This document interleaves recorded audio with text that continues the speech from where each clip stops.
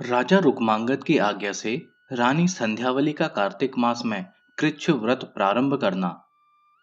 धर्मांगद की एकादशी के लिए घोषणा। मोहिनी का राजा से एकादशी को भोजन करने का आग्रह और राजा की अस्वीकृति।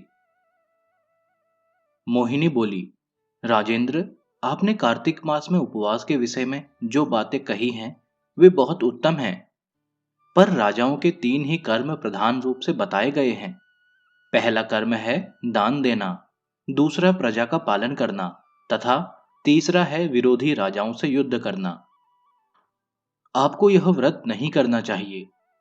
मैं तो आपके बिना कहीं 2 घड़ी भी नहीं रह सकती, फिर 30 दिनों तक मैं आपसे अलग कैसे रह सकती हूँ। वसुधापते, आप जहाँ उपवास करना उचित मानते हैं वहाँ उपवास न करके महात्मा ब्राह्मणों को भोजन दान करें, अथवा यदि उपवास ही आवश्यक हो तो आपकी जो ज्येष्ठ पत्नी है वे ही यह सब व्रत आदि करें। मोहिनी के ऐसा कहने पर राजा रुक्मांगद ने संध्यावली को बुलाया। बुलाने पर वे प्रचुर दक्षिणा देने वाले महाराज के पास तत्काल आ पहुंची और हाथ जोड़कर बोली, प्राणनाथ, दासी को किस लिए बुलाया? आज्ञा कीजिए, मैं उसका पालन करूंगी। रुक्मांगद ने कहा, भामिनी, मैं तुम्हारे शील स्वभाव और कुल को जानता हूँ। तुम्हारे आदेश से ही मैंने मोहिनी के साथ दीर्घ काल तक निवास किया है। इस तरह चिरकाल तक प्रिया के समागम सुख से मुग्ध हो निवास करते करते मेरे बहुत से कार्तिक मास व्यर्थ बीत गए, तथापि मेरा एकादशी व्रत कभी भंग नहीं होने पाया है। अब संपूर्ण पापों का विनाश करने वाला यह कार्तिक मास आया है।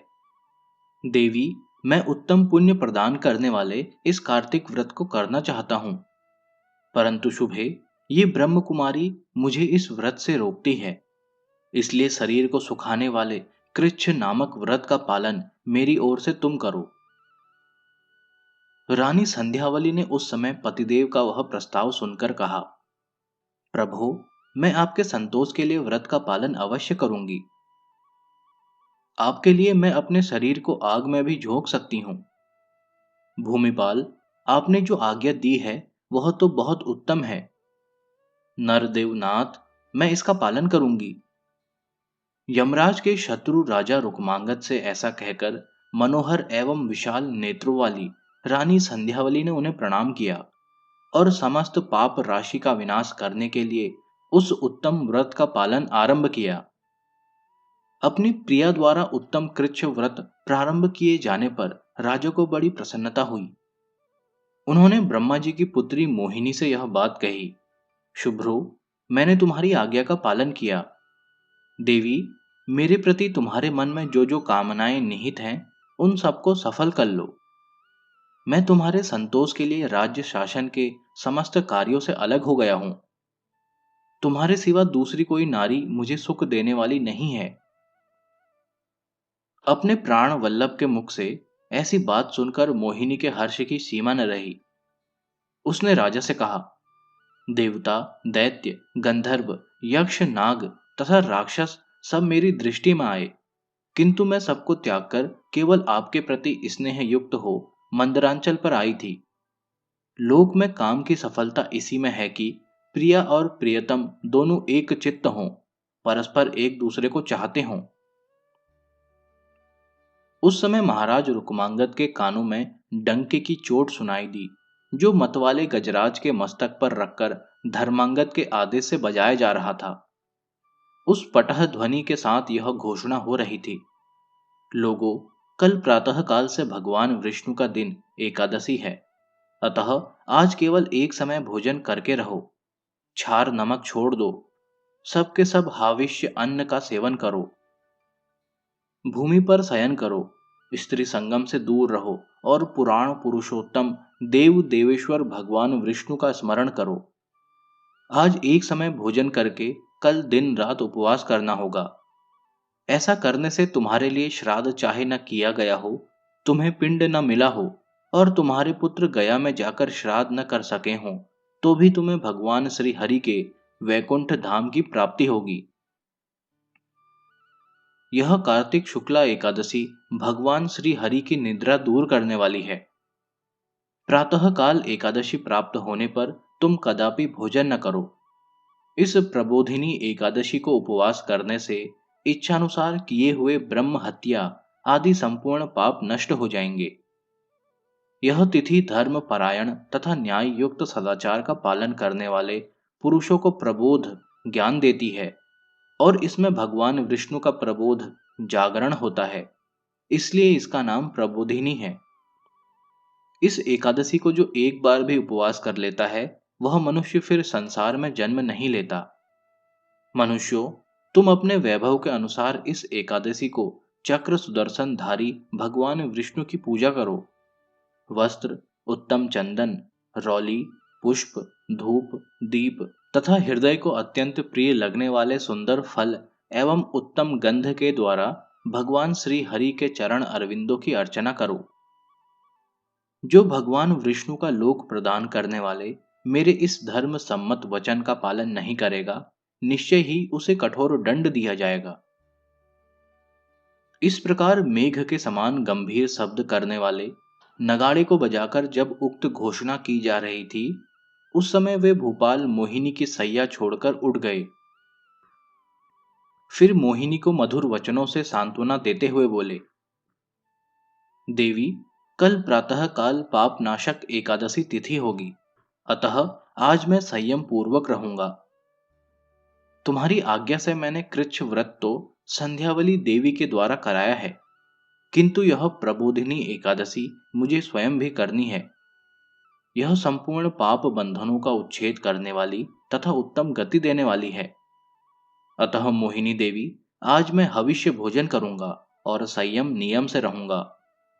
विशाल लोचने, तुम भी मेरे साथ उपवास पूर्वक समस्त इंद्रियों के स्वामी भगवान अधोछज की आराधना करो, जिससे निर्वाण पद को प्राप्त करोगी। मोहिनी बोली, राजन, चक्रधारी भगवान विष्णु का पूजन जन्म मृत्यु तथा जरावस्था का नाश करने वाला है, यह बात आपने ठीक कही है।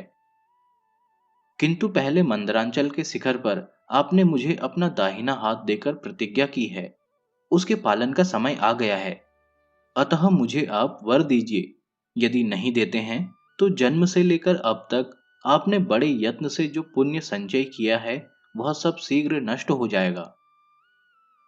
रुक्मांगद ने कहा, प्रिय, आओ, तुम्हारे मन में जो इच्छा होगी उसे मैं पूर्ण करूंगा। मेरे पास कोई भी वस्तु ऐसी नहीं है जो तुम्हारे लिए देने योग्य न हो।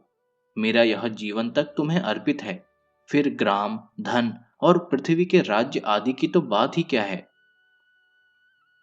मोहिनी बोली, राजन, यदि मैं आपकी प्रिया हूं तो आप एकादशी के दिन उपवास न करके भोजन करें। यही वर मुझे देना चाहिए, जिसके लिए मैंने पहले ही आपसे प्रार्थना कर ली है।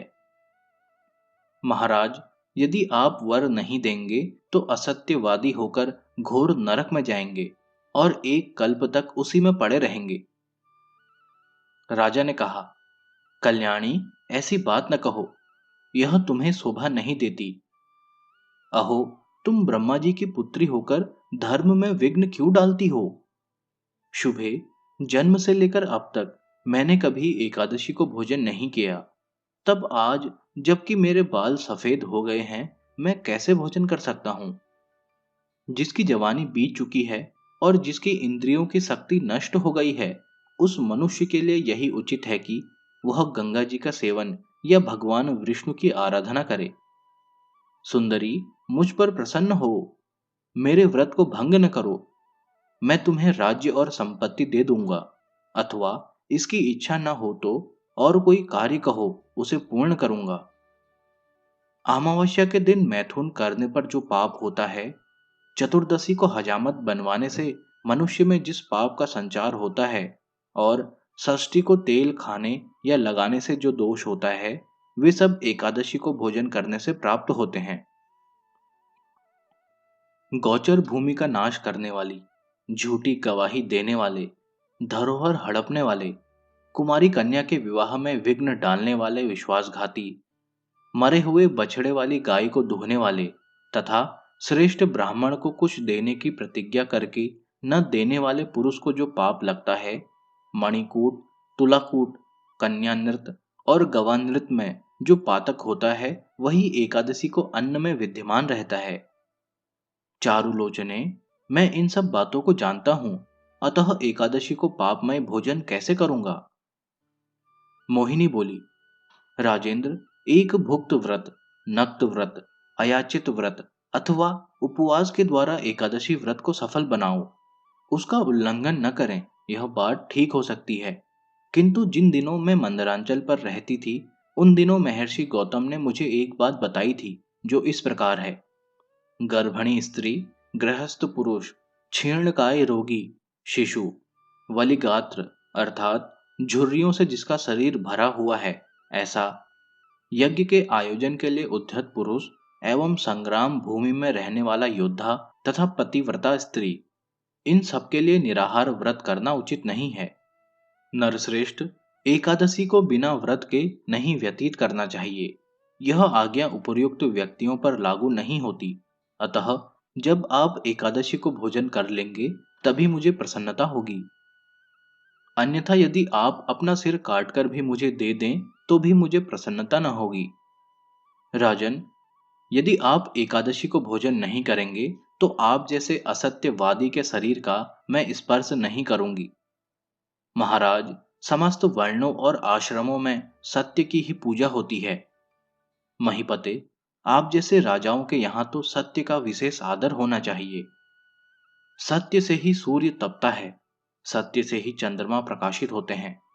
भूपाल, सत्य पर ही यह पृथ्वी टिकी हुई है और सत्य ही संपूर्ण जगत को धारण करता है। सत्य से वायु चलती है, सत्य से आग जलती है और इस संपूर्ण चराचर जगत का आधार सत्य ही है। सत्य के ही बल से समुद्र अपनी मर्यादा के आगे नहीं बढ़ता। राजन, सत्य से ही बंधकर विंध्य पर्वत ऊंचा नहीं उठता और सत्य के ही प्रभाव से युवती स्त्री समय बीतने पर कभी गर्भ नहीं धारण करती। सत्य में स्थित होकर ही वृक्ष समय पर फूलते फलते दिखाई देते हैं। महीपते, मनुष्य के लिए दिव्य लोक आदि के साधन का आधार भी सत्य ही है। सहस्त्रों अश्वमेध यज्ञों से भी बढ़कर सत्य ही है। यदि आप असत्य का आश्रय लेंगे तो मदिरापान के तुल्य पातक से लिप्त होंगे।